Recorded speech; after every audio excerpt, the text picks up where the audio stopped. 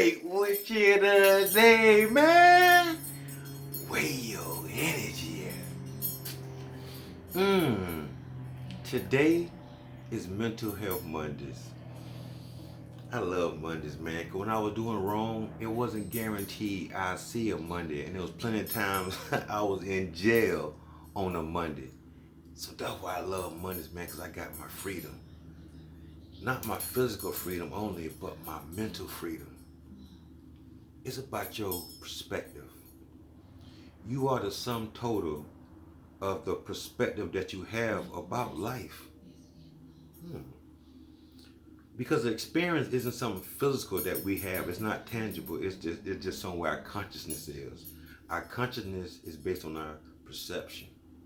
So if your life is crazy, it's icky, it's stupid, it's crazy, that's your perception on it. What makes you feel that way? Check it. If we hanging around any energy, it could be within ourselves. We can't evolve into a higher spiritual consciousness. Let me tell you what the reason is. Because the company we keep is the perspective that I hate my mind. I had to recontextualize how I looked at my mind. Because most people don't love their mind. I love my mind. And the reason why I love my mind, because now I understand the position that the mind plays on the spiritual team. Your mind is only the monitor that displays what the hard drive is sending based on the software. Our hard drive is our subconscious. Our software is our BS, our belief system. The brain is only the monitor that displays what's driven up that system. So why do we hate our brain? If you was brain dead, you couldn't live. Your heart can still beat, but you'll be a vegetable. The brain is so intricate to us living, but we hate it. If we hate in our brain, we can't accept our brain, we're not loving our brain, we're not conscious of the brain's position on our team, and our perspective about the brain is off. How could you possibly love yourself when internally, from that super subconscious level, you hating your brain? You hate your brain because you can't control it. But are you spending time with your brain, understand what's going on with it? In Buddhism, I appreciate it because they look at the mind as a monkey. And the monkey does, you ever watched a monkey before? It does anything, just sporadically. Same thing with your brain. So in Buddhism, they don't try to train the brain. They want to transcend the brain to a higher consciousness. If something is wild, why do you want to train? That's based on control. Understand the brain and transcend the brain and get into that other part of that subconscious self. Our subconscious self at the root foundation is based on beliefs we gave ourselves as a kid. That's why we act so childish sometimes, because our childish belief system is still running our life and we don't recognize it. Because we're not taking time to sit and be still and watch how often our thoughts change. Watch how often we get different energy to try to pull our consciousness away. We're never present. And if we are present, something feels uncomfortable, we recoil like it's a snake or something. That's resistance. That's resisting life. And if something in life happens, we want to look away. If I don't see it, it's not there. That's denial. So if you're resisting life and you're in denial of life, you don't want to experience life in life terms, how could you possibly be happy? Your perspective is probably not on the healthy side of life. And we're overstressing ourselves. We're taxing our immune system because our adrenal glands are so active based off fear. Fear is just lacking knowledge. You're in fear of a dark room because you're not aware of what's in it. But once you turn that light on and can see what's going on, that fear dissipates. So get some knowledge so you won't be in fear and release that pain. The body naturally can release pain automatically by itself. But we begin to suffer when we hold on to that pain and cling to like, hey, this is me. I start saying I am in pain. I am depressed. No. The I am is what the I am is. It just is what it is. I am. The I am is never sick. The I am is never tired. We're putting perspective on our higher self and claiming it into the five senses. Just say I am. You say, you know what? I am experiencing the energy of depression. I am experiencing the energy of anger. Stop putting spells on yourself by claiming that I am sick. The I am can never be sick. That's the pure consciousness of life force energy. Connect with it more. Breathe with it more.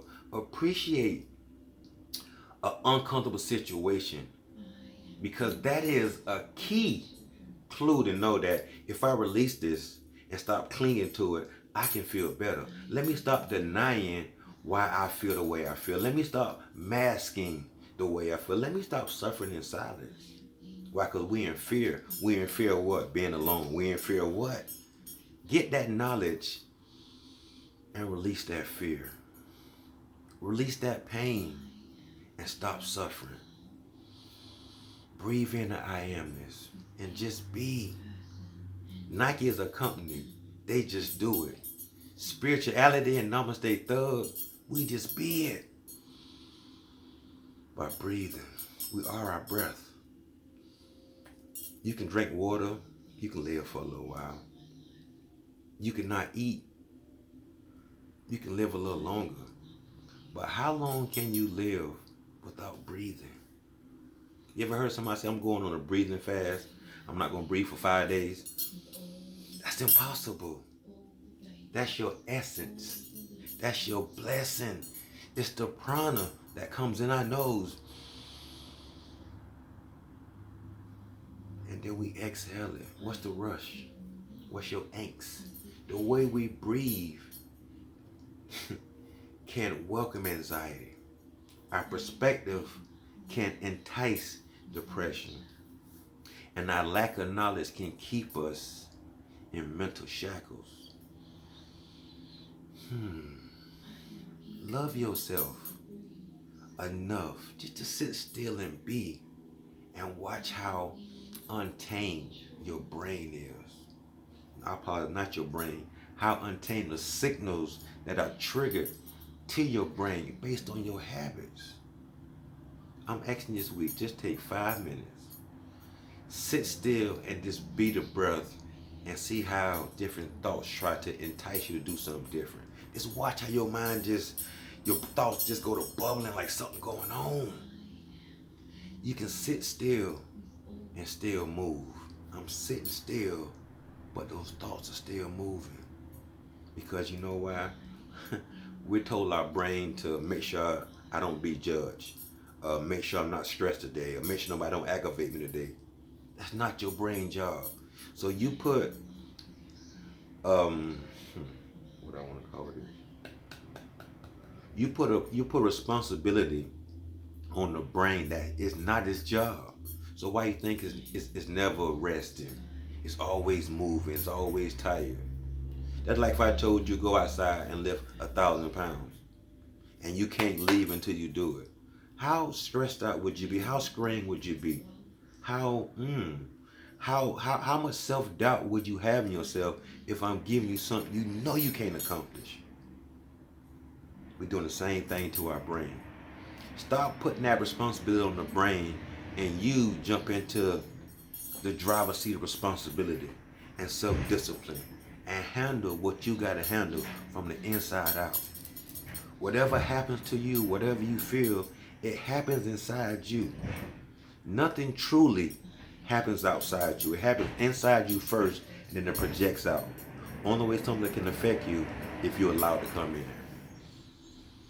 We want to allow this breath to be, to resonate, to clean, to clear, to unclog this BS we got going on, this belief system. Get into a knowing system, knowing that you are loved, knowing that you are enough, knowing that you have inner peace within if you release that BS and that perspective that keeps you in fear, that keeps you in angst, that keep you entertaining anxiety and depression. You have to become your own hero and stop playing the victim in your story. Stop being the villain. If it's not healing, if it's not empowering, and it's not promoting that oneness, disengage. It's unhealthy. Be the breath and stop doing so much. Remember, your wellness is your breath. Namaste Thug. Peace.